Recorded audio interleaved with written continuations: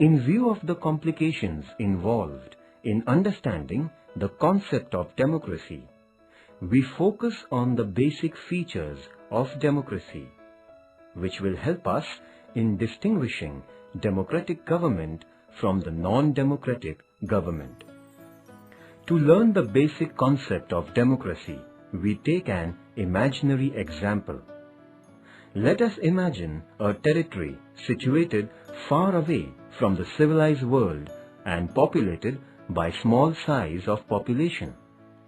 People in the territory are living in disorderly manner.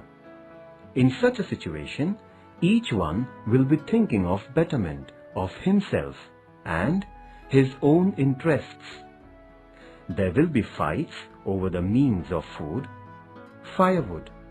Livestock of weaker will be snatched away by the stronger ones.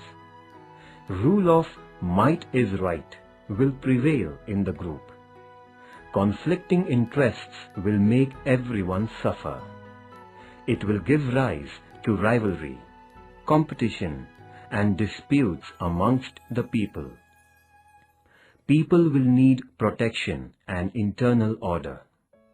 When the internal security is endured, there is a fear of external aggression. So people will need protection from foreign aggression as well.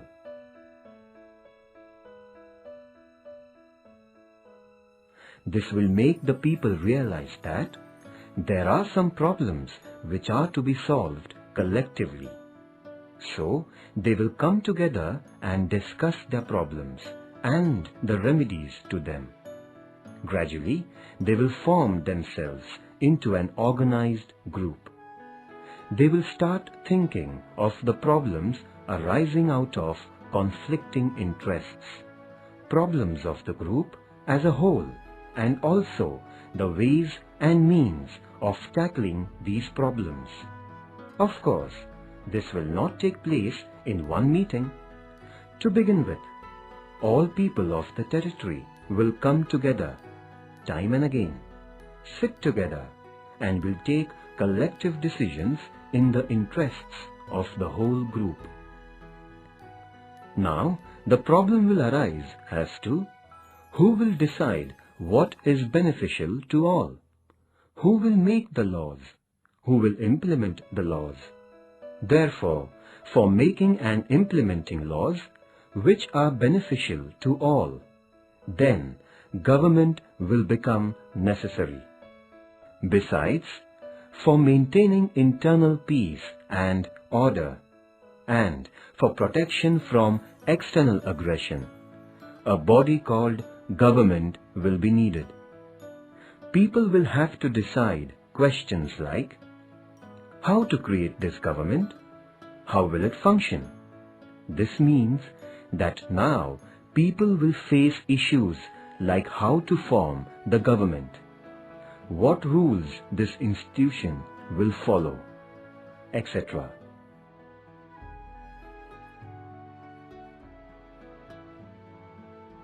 In the beginning, all people of the territory will come together to take collective decisions to solve problems before them. But with the passage of time, population will increase and it will become difficult for all people to participate in the decision-making process. Even if they could, they will not have time, the desire and the skills to take part in all the decision. So, people will decide to send their representatives who can think, who can speak, and express their opinions, who have necessary skills to tackle complicated problems, and act on behalf of the people, and work for the general interests of the whole group. A few people who are representatives of the whole group will form a governing body and rule over the group.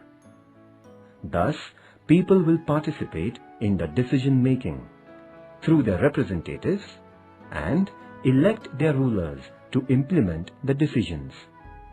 this will be a democratic system. Friends, if you consider the chain of events in the above story, you will come to know the process of the formation of democratic government. In the end, repeatedly held peaceful discussions among the people lead to the emergence of democracy. From this, we can say that democracy is the government created by the people, run through their own elected representatives to protect their own interests and the interests of the society. As Abraham Lincoln once said, democracy is government of the people, by the people, and for the people.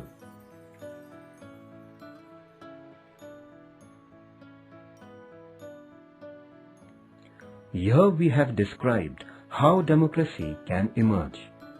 But sometimes in the same society, someone or a group that is very powerful may take advantage of the chaos in the society, resulting into dictatorship of one or a group.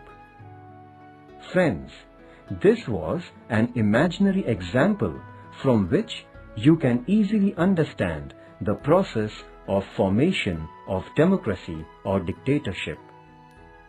Following chart will help you in understanding this process in detail.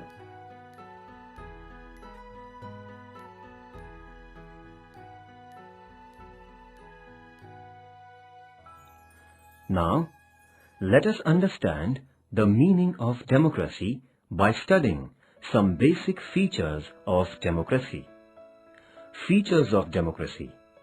First, elected representatives of people and final decision-making power to the representatives.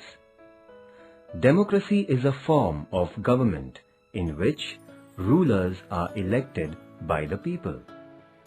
Rulers are elected by the people is an underlying thing in democracy. Not only that, but final decision-making powers are also in the hands of elected representatives of the people. That means, in democracy, real power rests in the hands of elected representatives of the people. There are countries in the world where elections are held, but elected representatives of the people do not have final decision-making powers. For example, in Pakistan, elections used to be held, but there was a mixture of civil and military rule. Elected representatives had some powers, but sometimes final decisions were taken by the military officers. These military officers were not elected by the people. In communist Poland, under influence of Soviet Russia, and in Iraq under US influence, real power was in the hands of the external powers and not in the hands of internally elected representatives. In the above example, it is realized that apparently these countries had formal democracy, but there was no democracy in the real sense. This means that in democracy, people should elect the representatives and real power should rest in the hands of those representatives. People's sovereignty. In democracy, people are sovereign, which means no one else has power over the people. In all, modern democratic country, people use the power through their elected representatives.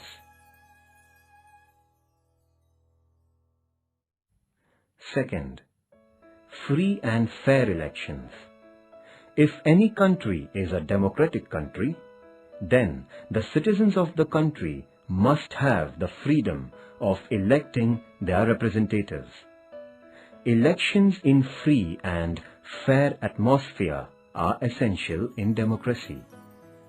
In countries like China, elections are regularly held, but in respect of the elections, the conditions are not conducive to free and fair elections. In China, elections are regularly held after every 5 years for electing their parliament, but only members of Communist Party of China are allowed to contest elections. So, government in China is always formed by the Communist Party.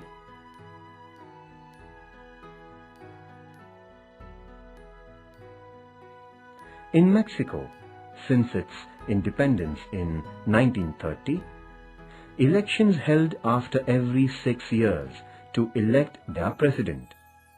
Until 2000, every election was won by Institutional Revolutionary Party. Under the pressure of Institutional Revolutionary Party, government officers, teachers and even the media forced the people to vote for the ruling party. So, opposition parties did contest elections, but they could never win before 2000.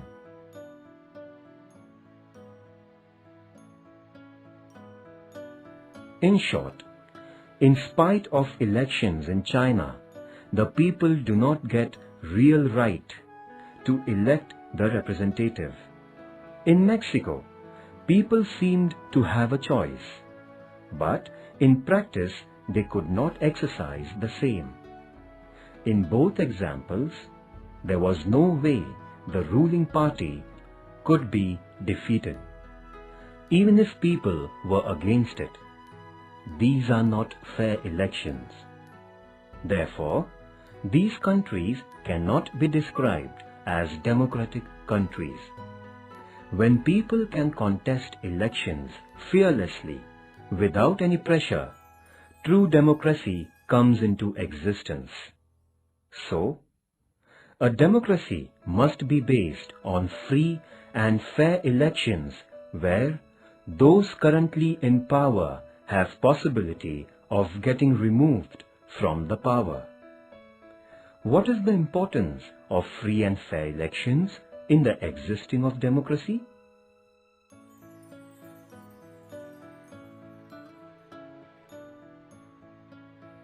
Third, universal adult franchisee with each vote having equal value. Holding elections is a necessary condition for existence of democracy. The principle of universal adult franchise is accepted almost all over the world. Every adult citizen must have equal right to vote. Elections in democracy will be meaningless if equal right to vote is denied to the citizens. Democracy is based on a fundamental principle of political equality. However, there are many countries where equal right to vote is denied. Such countries cannot be described as democratic countries. For example, in United Arab Emirates, women have no right to vote.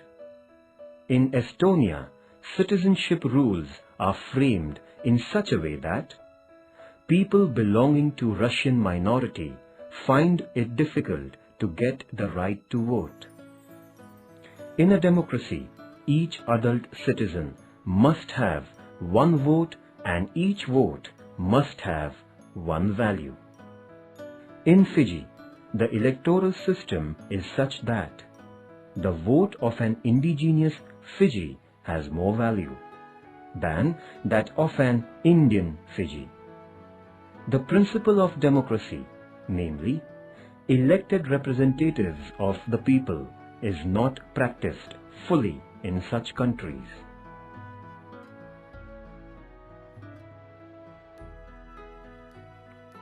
Activity. Discuss in the class What is universal adult franchise? Why it is important?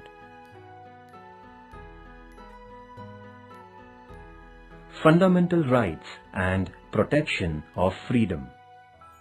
In democracy, fundamental rights of the citizens are respected. Similarly, different freedoms are given to the individuals.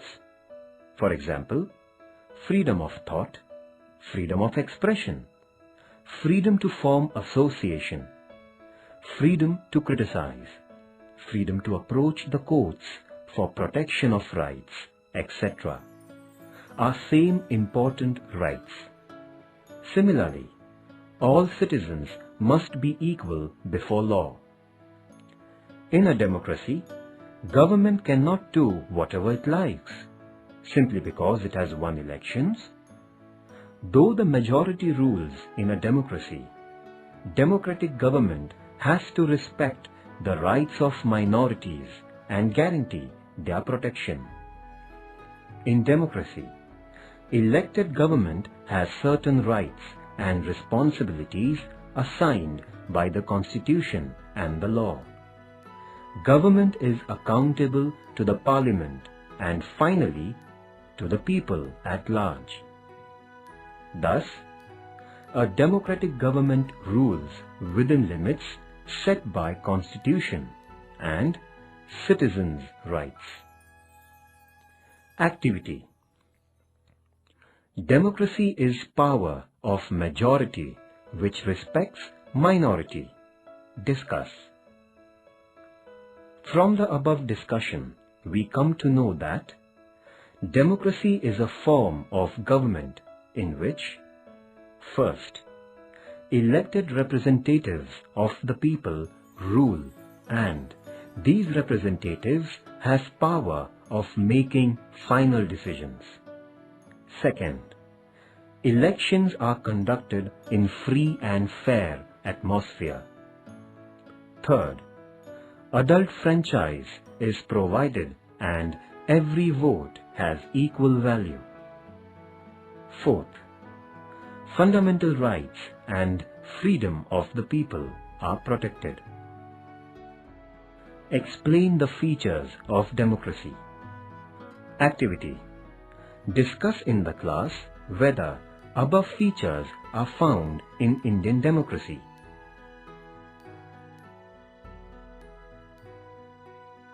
Chapter 5. Democracy.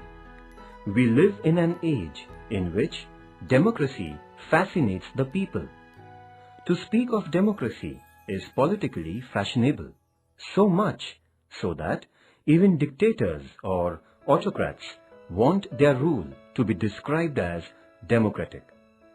Democracy has expanded during the last 100 years to more countries in the world. More than half of the countries in the world today are democracies. The term democracy is known to all, but perhaps no one can define democracy in a sentence or two. The term democracy.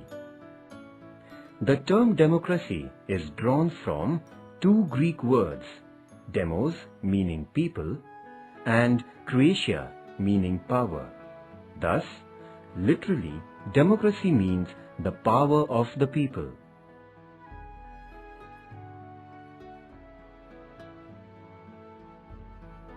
Forms of democracy. Right from ancient times, the system of democratic government has experienced various transitions.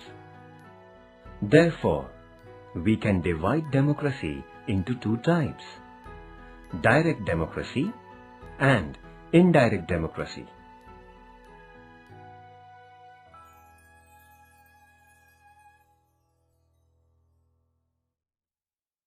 Direct democracy.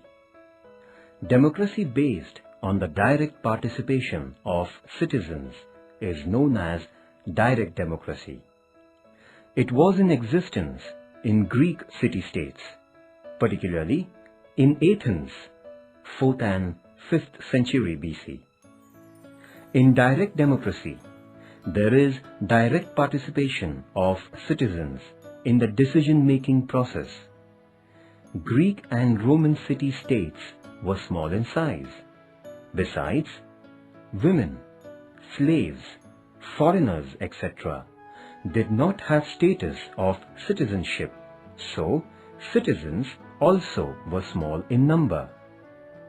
Public issues were also not as complicated as they are today. Therefore, citizens used to resolve public issues with discussions and mutual consultations.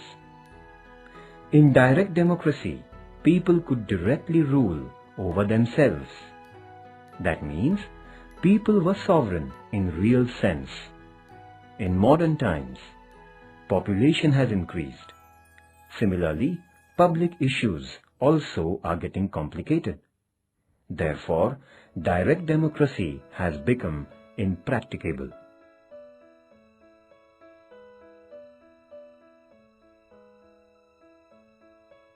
Indirect democracy.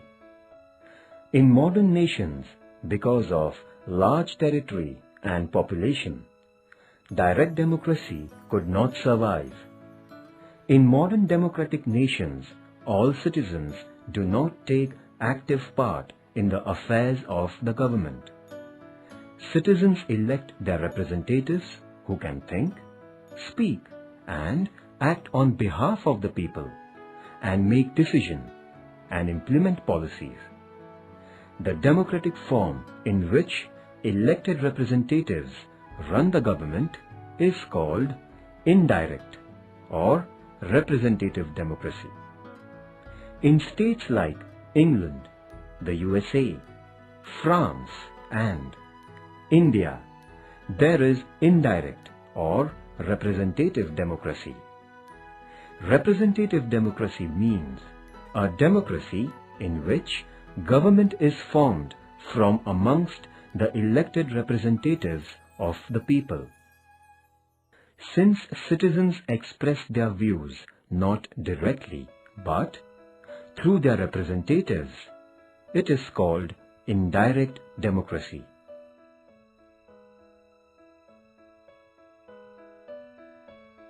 Indirect or representative democracy is of two types: presidential democracy and parliamentary democracy. In England and India, parliamentary democracy is in existence, whereas presidential democracy exists in USA and France.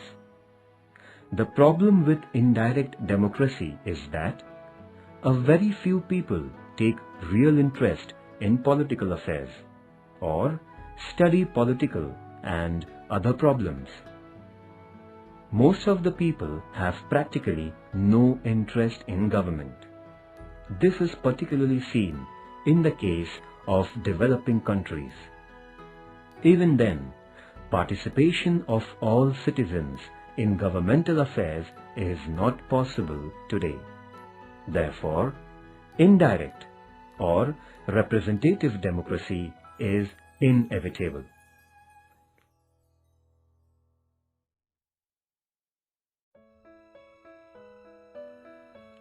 Ways of increasing people's participation in modern times.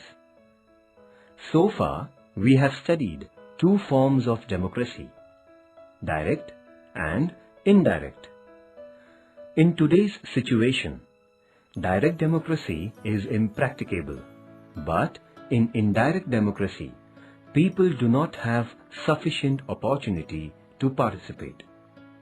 So, some countries, for example, France, Switzerland, etc., have adopted some measures for encouraging people's participation. They are: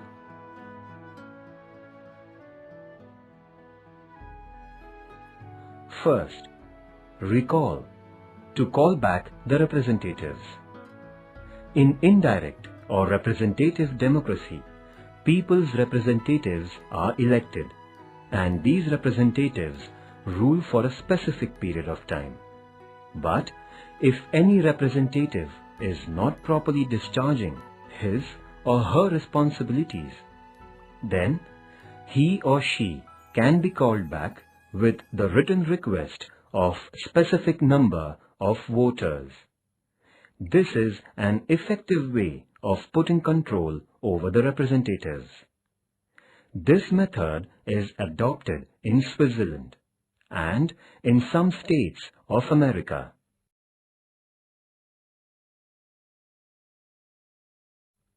Second, initiative, proposal of law through public. Proposing and making law is a responsibility of the legislature. However, when citizens propose a law, it is called initiative. In some countries, there is a system that legislature must consider proposal if supported by a specified number of citizens. This right is enjoyed by the citizens of Switzerland.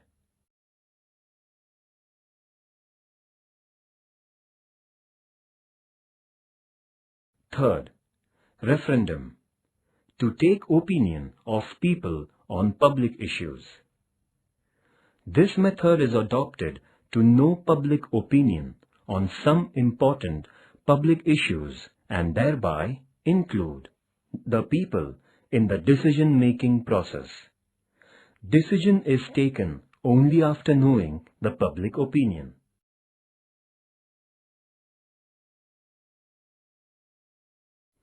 Fourth, plebiscite, people's opinion on proposal of law. Many times the terms plebiscite and referendum are used synonymously.